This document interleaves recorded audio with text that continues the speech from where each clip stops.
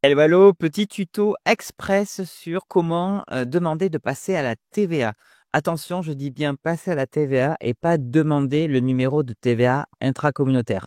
Si c'est juste le TVA, le numéro de TVA intracommunautaire parce que tu travailles avec les entreprises dans l'Union européenne, j'ai fait un autre tuto pour ça. Là, ce tuto, c'est uniquement pour passer la TVA, pour être redevable de la TVA. Donc, tu vas te rendre sur impôts.gouv.fr, l'espace professionnel. Une fois que tu es connecté, tu vas dans la messagerie, ici, messagerie, attends que ça charge.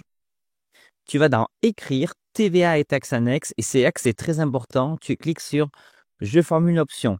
Tu laisses tomber le je demande un numéro TVA intracommunautaire, c'est bien je formule une option. C'est la même chose que ce soit un numéro TVA intracommunautaire ou un numéro TVA, c'est le même numéro, sauf que l'option n'est pas la même. Ici, on va te demander quel est le régime souhaité.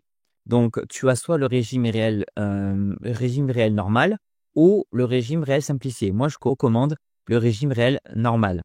Donc, régime réel normal. Date de début, tu indiques à partir de quand tu souhaites passer à la TVA. Donc, je sais pas, moi, soit en début de mois rétroactivement, soit le 15. Normalement, il n'est pas possible d'anticiper. Ça veut dire de dire, ben, tiens, je souhaite passer dans 15 jours, dans 20 jours ou le mois suivant à la TVA.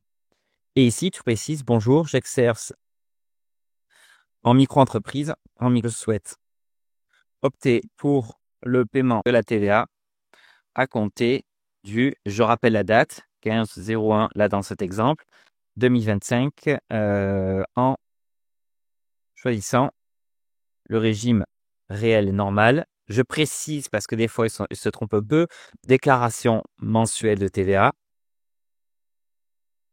en choisissant le régime réel et normal de TVA. Merci de bien vouloir me délivrer mon numéro de TVA. Cordialement, bisous bisous, hop là, bisous bisous. En fait, ce que vous voulez. Hop, et une fois que c'est fait, pas besoin d'ajouter de documents, on fait juste valider. Et c'est tout.